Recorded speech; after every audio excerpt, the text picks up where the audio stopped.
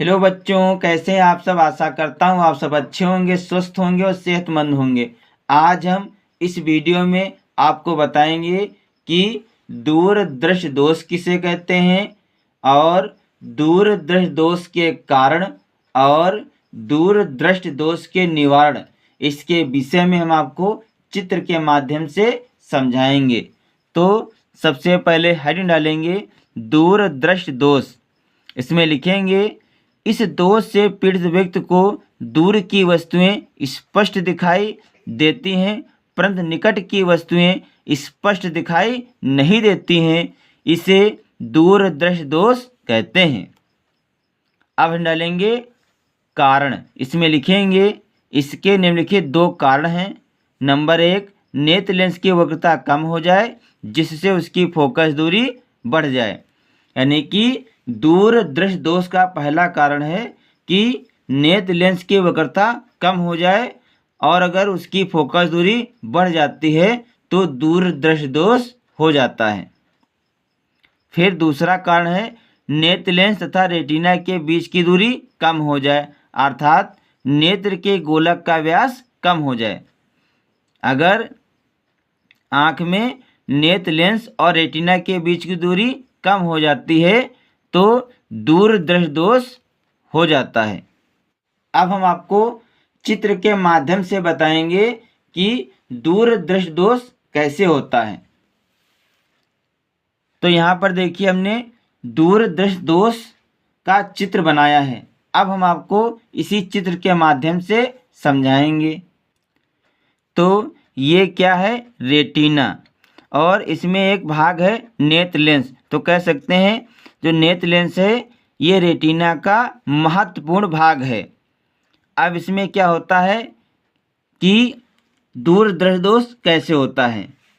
तो यहाँ पर निकट स्थित वस्तु जो है यहाँ से जब किरण आती है और नेत्र लेंस से होकर गुजरती है तो आप देखिए यहाँ से दो किरणें आ रही हैं और इस नेत्र लेंस से होकर गुजरती हैं और ये किरणें रेटिना के पीछे मिलती हैं, रेटिना के पीछे मिलती हैं। ऐसा क्यों होता है? क्योंकि जो नेत्र लेंस है इसकी वक्रता अगर कम हो जाए और अगर इसकी फोकस दूरी बढ़ जाती है तो प्रतिबिंब रेटिना पे ना बनकर रेटिना के पीछे बनता है। पहला कारण क्या है कि जो ये नेत्र लेंस है इसकी अगर वक्रता कम हो जाती है और इसकी फोकस दूरी बढ़ जाती है तो जो प्रतिबिंब है ये रेटिना पर ना बनकर रेटिना के पीछे बनता है। यानी कि जो वस्तु है उसकी दूरी कितनी हो, 25 सेंटीमीटर। अगर 25 सेंटीमीटर की दूरी पर कोई वस्तु रखिए, उससे आने वाली किरणें पहले नेत्र लेंस से होकर गुजरती हैं।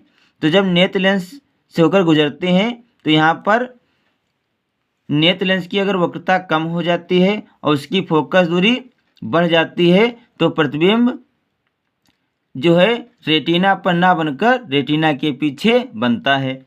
और इसका दूसरा कारण होता है कि अगर नेत्र लेंस और रेटिना के बीच की दूरी कम हो जाती है, अर्थात जो नेत्र के गोलक का व्यास है अगर ये कम हो जाता है तो प्रतिबिंब रेटिना पे ना बनकर रेटिना के पीछे बनता है। यही कारण है कि जो आँख है इसमें दूरदृष्टि दोष हो जाता है। तो इसमें लिखेंगे इस दोष से पीड़ित व्यक्ति का निकट बिंदु 25 सेंटीमीटर से दूर हो जाता है। इस कारण 25 सेंटीमीटर की दूरी पर रखी वस्तु का प्रतिबिंब रेटिना के पीछे बनता है। अब हेडिंग डालेंगे दूरदृष्टि दोष का निवारण। तो सबसे पहले हम आपको चित्र के माध्यम से समझाते हैं उसके कि आप दूरदृष्टि दोष के निवारण के विषय में कैसे लिखेंगे। तो यहाँ पर देखिए हमने दूरदृष्टि दोष का निवारण का चित्र बनाया है। तो ये देखिए ये रेटिना है और ये है नेत्र लेंस। नेत्र लेंस जो है रेटिना का महत्वपूर्ण भाग होता है और हमने यहाँ पर नेत्र लेंस के आगे एक उत्तल लेंस लगा दिया है। जो नेत्र लेंस है उसके आगे क्या लगा दिया है, उत्तल लेंस लगा दिया है। अब क्या होगा, जब निकट स्थित वस्तु की जो किरणें हैं, स्थित वस्तु की किरणें हैं, ये सबसे पहले उत्तल लेंस से होकर गुजरेंगी। जी हमारा उत्तल लेंस लगा है, सबसे पहले जो किरणें हैं ये उत्तल लेंस से होकर गुजरेंगी, फिर जाके यहाँ पर नेत्र लेंस पे पड़ेंगी। क्योंकि ये उत्तल लेंस क्या करता है, जो नेत्र लेंस की वक्रता कम हो जाती है उसको बढ़ा देता है और इसकी फोकस दूरी को कम कर देता है, जिससे जो प्रतिबिंब है ये रेटिना पर बनता है। यानी कि जब नेत्र लेंस के आगे उत्तल लेंस को लगा दिया जाता है, तब जो किरणें आती हैं सबसे पहले उत्तल लेंस से होकर गुजरती हैं, वहाँ से गुजरने के बाद नेत्र लेंस पे आती हैं। यहाँ पर क्या होता है, जो नेत्र लेंस की वक्रता कम हो गई है उसको क्या होता है, उत्तल लेंस बढ़ा देता है और फोकस दूरी को कम कर देता है, जिससे प्रतिबिंब रेटिना पर बन जाता है। और क्या होता है कि जो अगर नेत्र के गोलक का व्यास कम हो गया है, अगर नेत्र के गोलक का व्यास कम हो गया है तो जो उत्तल लेंस है नेत्र के गोलक का व्यास बढ़ा देता है, जिससे जो प्रतिबिंब है वो रेटिना पर बन जाता है।